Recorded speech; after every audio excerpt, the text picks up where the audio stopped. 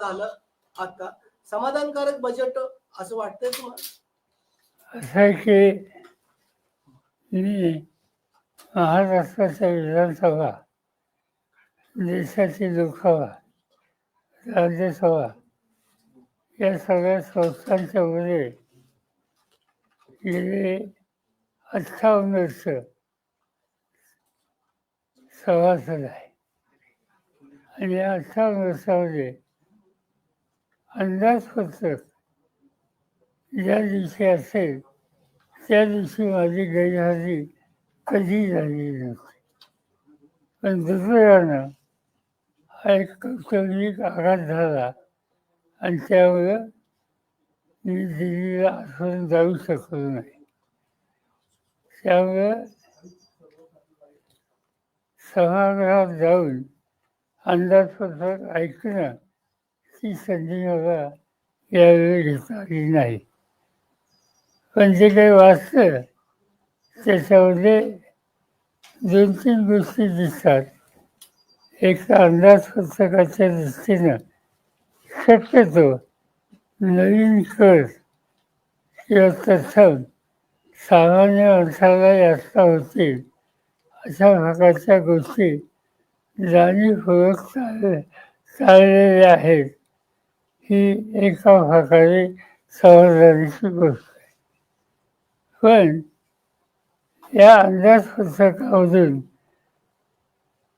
विकासाला अधिक गती येईल या दृष्टीनं काही ठोस पावलाची आणखी अपेक्षा होती. आज त्याच्यानंतर माझ्या मते एक दुसरा निर्णय आत्ता आंतरराष्ट्रीय पातळीवर घेतलेला दिसतोय आणि तो म्हणजे अमेरिकेनं भारताच्या संदर्भात जी कर आकारणी केली होती त्याच्यामध्ये काही प्रमाणात कपात करण्याचा निर्णय घेतलेला आहे. मला फक्त 1-2 गोष्टीची चिंता आहे की अमेरिका आणि भारत यांचा हा जो नवीन करार होतोय त्याचं स्वच्छ चित्र आणखीन 2 दिवसात देशाच्या समोर येईल. त्यानंतर त्याच्यावर सविस्तर भाष्य करणं योग्य होईल. पण आत्ता जे लोकांच्या समोर अमेरिकेच्याकडनं जाहीर करण्यात आलेलं आहे त्याच्यामध्ये कृषी क्षेत्रामध्ये त्यांना निर्यात करता येईल अशा प्रकारची तरतूद आहे. आणि ही तरतूद भारतीय शेतकऱ्यांच्या दृष्टीनं काळजी करण्यासारखी आहे.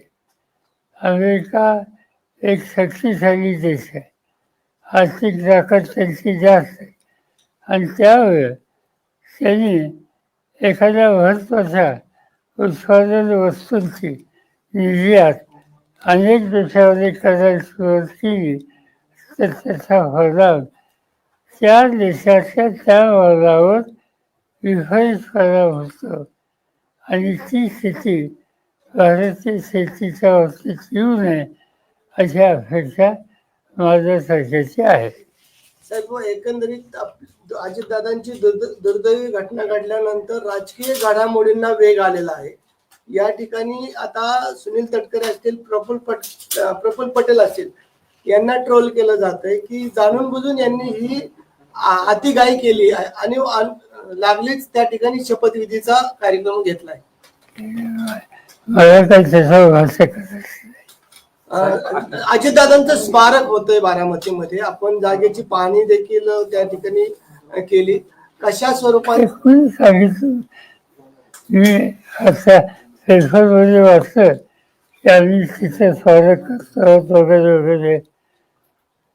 ही गोष्ट मला माहिती आहे. या संस्थेच्या जागेची चर्चा काही लोकांनी केलेली त्याच्याबद्दल त्या संस्थेचा अध्यक्ष मी आहे आणि त्यामुळे कमीत कमी मला तर ठाऊक असलं पाहिजे असा काही तिथं आम्ही त्या संबंधीचं चर्चा केलेली आहे. त्याच्या संबंधीचं काय करायचं आणि सगळे लोक एकत्र बसून कसं करायचं त्याचा विचार करू. पण ते नसताना, त्याच्याबद्दलची चर्चा झाली नसताना त्याचं आज हे भाष्य करणं योग्य नाही. साहेब, आपण स्टेटमेंट दिल्यानंतर विलिनीकरणाच्या मुद्द्यासंदर्भात जी चर्चा झाली आणि त्यानंतर मुख्यमंत्र्यांनी त्यामध्ये उडी घेतली. म्हणले जर विलिनीकरणाचा मुद्दा असता तर अजितदादांनी मला या संदर्भात कल्पना दिली असती, आणि जर विलिनीकरणाचा मुद्दा होता तर पवार साहेब एनडीए सोबत येणार होते का? त्यांना हा माझा उल्लेख करण्याचा काय अधिकार समजलं. या सगळ्या चर्चेत ते कुठच नव्हते, त्यामुळे त्यांना भाष्य करायचा काय अधिकार माहिती. पवार साहब, यही सवाल जो है हिंदी में है, मर्जर को लेके, विलय को लेके लगातार बात चल रही थी आप लोगों के बीच में, और अब जो कि दुखद घटना हुई है। बिल्कुल नहीं, आप कहते गलत है, ऐसी बात कुछ नहीं थी.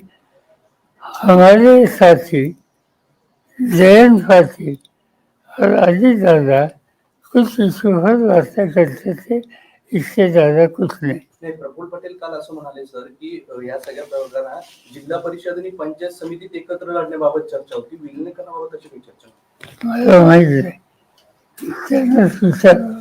साहेब, एकत्रीकरणाबाबत काय चर्चा आता पुढे होणार आहे का, किंवा ही सगळी घटना घडल्यानंतर आता सगळ्यांचं लक्ष दोन्ही राष्ट्रवादी एकत्र होणार का याकडेच आहे? असं आहे की आम्हाला लोकांच्या समोर सुद्धा सरकत आहे, त्यातनं परस्परांना धीर देणं आणि फुलं कसं राहायचं याचं आमचं लक्ष आहे.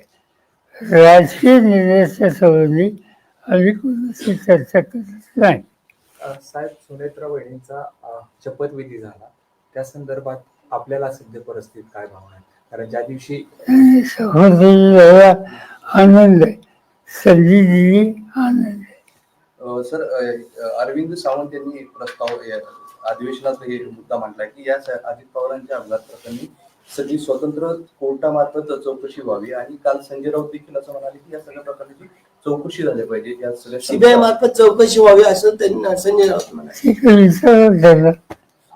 साहेब, अजित पवारांच्या अपघाताबाबत अनेक प्रश्नचिन्ह उपस्थित केले जातात, अनेक शंका उपस्थित केल्या जातात, या संदर्भात तुम्हाला काय वाटतं? याच्या संबंधी फार सुरुवातीला बोललोय, पुन्हा काय सांगायचं.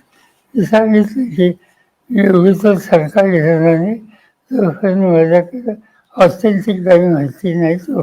जिस दिन ये घटना हुई थी उस दिन आपने कहा था कि इस पे राजनीति ना की जाए, उसके बावजूद जो है इस पे राजनीति की गई है. राहुल गांधी लोकसभेत बोलत असताना नरवरे यांचा पुस्तकाचा संदर्भ दिला आणि मोठा गदारोळ झाला चीन संदर्भात, त्या संदर्भात काय सांगा? माझ्या मते नरवणे हे देशाचा राष्ट्रप्रमुख होते.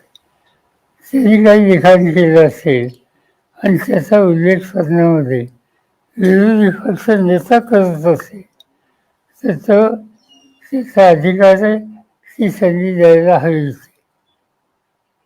आज कारण नसताना देशामध्ये असं संशयाचं वातावरण तयार होण्याची शक्यता दाखवत आहे की लष्कर प्रमुखांनी काहीतरी लिहून ठेवलेलं आहे, याचा अर्थ काहीतरी चिंतेची स्थिती आहे. याची चर्चा झाली असती तर लोकांना वास्तवचित्र कळलं असतं. साहेब, मुंबईमध्ये आपण गेल्यानंतर गौतम अदानींनी आपली भेट घेतली होती, सांत्वनपर भेट. गौतम अदानींनी आपली भेट घेतली होती आणि या भेटीकडे संपूर्ण राज्याचंच लक्ष लागलं होतं. काय चर्चा झाली सांत्वन भेटीमध्ये? हे घडल्याचं दुःखाचा आघात झालं, दुसरा काय विचार. और साहब, लाड़की बहन योजना जो है, अजीत दादा वित्त मंत्री थे, उनके नेतृत्व में शुरू हुआ था, और उसी को लेके कुछ जो कार्यकर्ता है उनकी मांग है कि लाड़की बहन योजना का नाम बदलकर अजीत दादा के नाम पे रखा जाए. खुशी है ना उनको, खुश है, मुझे क्या खुश. सर, रणवरे आपकी भावना क्या है इस पर?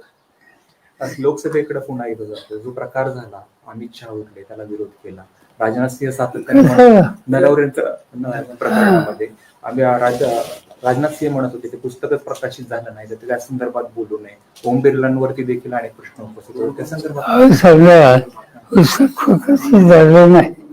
माझ्या हातात कॉफी आहे, ती मी दाखवली सध्या.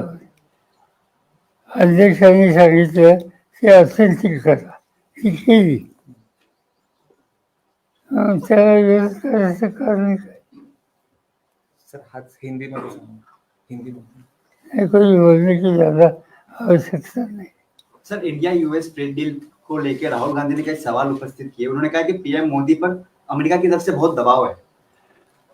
ये दबाव था या नहीं ये मुझे मालूम नहीं, मगर इससे कुछ अच्छी बात है,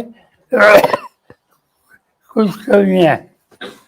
मुंबईत पार्थ पवार आणि रोहित पवारांची जिल्हा परिषद बैठक सुरू आहे असं कळतंय सर.